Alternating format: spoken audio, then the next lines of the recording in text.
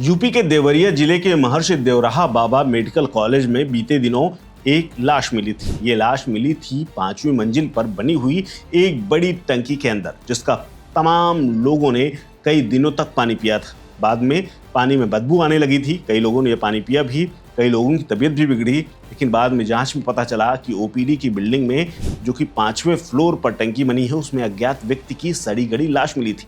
इसके बाद हड़कंप मच गया था और पुलिस ने 6 अक्टूबर को पानी की टंकी से लाश बरामद कर ली थी और अब इस लाश की शनाख्त हो चुकी है। और शनाख्त होने के बाद ऐसे ऐसे खुलासे हुए हैं जिसके बाद आप भी सोचने के लिए मजबूर हो जाएंगे कि आखिर ये सब कुछ सामान्य घटना नहीं थी। मेडिकल कॉलेज के 5वीं मंजिल पर, वो भी टंकी के ऊपर मिले हुए शव के पीछे और उस व्यक्ति की शिनाख्त के बाद कई खुलासे हुए हैं।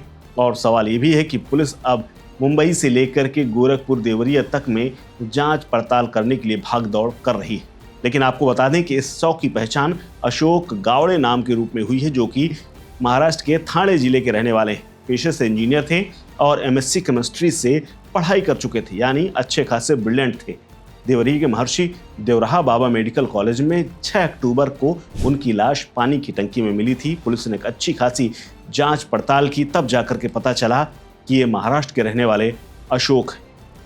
अब इस बात की आशंका है पुलिस को कि अशोक की क्या हत्या करने के बाद लाश फेंकी गई थी या फिर किस हालात में ये पानी की टंकी तक पहुंचे थे। दरअसल अशोक के बारे में बताया जा रहा है कि उन्हें गंभीर अवस्था में अस्पताल में भर्ती कराया गया था, लेकिन पानी की टंकी तक क्या वो जिस हालत में, यानी जिस गंभीरता के साथ वो घायल थे, क्या वो सीढ़ियों के माध्यम से पानी की टंकी तक पहुंच सकते हैं और उसमें उतर सकते हैं, ये कहना पुलिस के लिए आसान नहीं है। और पुलिस भी मान रही है कि इसमें हो न हो लंबा पेच है और इसी पेच के चलते कई सवाल भी खड़े हो रहे हैं। दरअसल अशोक के दाहिने पैर के घुटने के नीचे और पंजे में गहरे जख्म मिले हैं।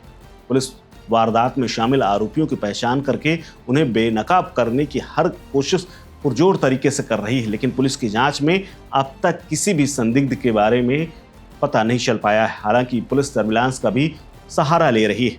वहीं पुलिस जांच में पता चला है कि इमरजेंसी और वार्ड के एंट्री रजिस्टर में अशोक के पते के साथ मोबाइल नंबर दर्ज था, जो कि मुरादाबाद के किसी शख्स का था। जिस दिन अशोक भर्ती हुए थे उस दिन और उसके काफी पहले कई लोगों से बात हुई थी। पुलिस और एसओजी की टीम पानी की टंकी और सर्जिकल वार्ड से साक्ष्य जुटाने में जुटी हुई है।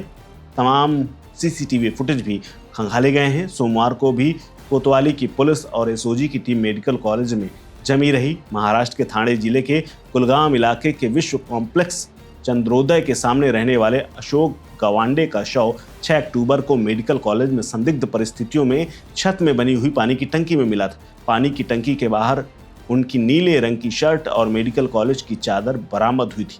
पुलिस की जांच में पता चला है कि अशोक ने सर्जिकल वार्ड में 25 सितंबर को अपनी चादर जो कि बिछी हुई थी उसको लपेटा था, अंडरवियर नहीं पहन रखा था। पानी की टंकी के पास जहां शर्ट और चादर मिली, वहां एक अंडरवियर और दोनों पांव के मोजे भी मिले थे। 27 सितंबर की रात को ड्यूटी में तैनात स्टाफ नर्स और वार्ड बॉय रात में करीब 12 बजे के आसपास सो गए थे। इसी बीच में बेड नंबर 41 में भर्ती अशोक गायब हो गए। उस दिन वार्ड में अन्य मरीजों से पुलिस ने फोन पर संपर्क किया, लेकिन सभी ने एक ही जवाब दिया कि वो रात होने के कारण नींद में थे, उन्होंने कुछ देखा नहीं। इसके अलावा देवरिया की एक टीम, यानी पुलिस टीम मुंबई भी गई। मुंबई गई पुलिस टीम की बातों पर गौर करें तो अशोक के भाई ने पति पत्नी और ससुराल के बीच में एक मनमुटाव की बात कही है और इससे कई कड़ियां जुड़ रही। पति पत्नी के विवाद के बाद मुंबई में एक थाने में पत्नी ने अशोक पर केस भी दर्ज कराया था। सूत्र बताते हैं कि अब तक की जांच में कई अहम सुराग पुलिस के हाथ लगे हैं, मगर इसे प्रमाणित करने के लिए 20 से ज़्यादा मोबाइल नंबरों को पुलिस बाकायदा सर्विलांस पर रख करके उनकी जांच पड़ताल कर रही है। इसमें महाराष्ट्र, इसके अलावा अशोक के करीबी और मेडिकल कॉलेज के कर्मचारियों के नंबर भी पुलिस की जांच की रडार में है।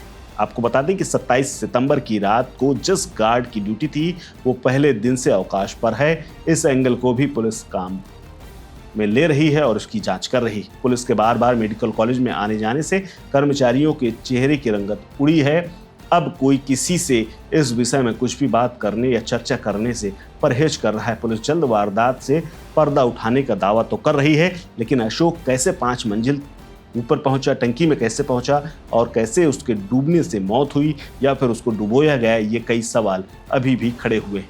अशोक गवाड़े ने महाराष्ट्र और मध्य प्रदेश के कई इलाकों में इंजीनियर के तौर पर काम किया। बाद में उसने खुद की एक केमिकल फैक्ट्री शुरू की, लेकिन फैक्ट्री बंद हो जाने के बाद वो डिप्रेशन में चला गया। बताया जा रहा है कि इसी तनाव के चलते उसकी पत्नी अनीता गवाड़े से उसके रिश्ते बिगड़ गए थे और पिछले 4 सालों से दोनों अलग अलग जगहों पर रह रहे थे। इस घटना को लेकर के देवरिया पुलिस ने शव की पहचान के लिए 2 टीमों का गठन किया था। एक टीम महाराष्ट्र के पनवेल पहुंची थी और मृतक की पत्नी अनीता गवंडे से फोटो और वीडियो के जरिए पहचान कराई। वहीं दूसरी टीम गोरखपुर के हमायपुर पहुंची थी, जहां मृतक के साले प्रफुल्ल से मिली थी। प्रफुल्ल ने पुलिस को बताया 22 सितंबर को अशोक मुंबई से गोरखपुर आया था और पैसे लेकर के वापस जाने की बात कहकर घर से निकला था। उसने उसे 1200 रुपए दिए थे, लेकिन इसके बाद अशोक कहाँ गया इसकी उसे कोई जानकारी नहीं थी। अब सबसे बड़ा सवाल यह है कि 25 सितंबर से लेकर के 6 अक्टूबर तक अशोक गवंडे कहाँ था। जब वो चलने फिरने में असमर्थ था तो मेडिकल कॉलेज की 5वीं मंजिल पर बनी हुई पानी की टंकी तक आकर कैसे पहुंचा? क्या ये आत्महत्या है या फिर हत्या? फिलहाल पुलिस तमाम पहलुओं के तमाम सबूत जुटा रही है और जांच कर रही। वहीं पुलिस ने स्पष्ट किया है कि पोस्टमार्टम और फॉरेंसिक रिपोर्ट आने के बाद ही मौत के कारणों की पूरी सच्चाई सामने आएगी। फिलहाल इस खबर में इतना ही। अपडेट्स के लिए बने रहिए वन इंडिया हिंदी के साथ। नमस्कार। Subscribe to One India and never miss an update. Download the One India app now.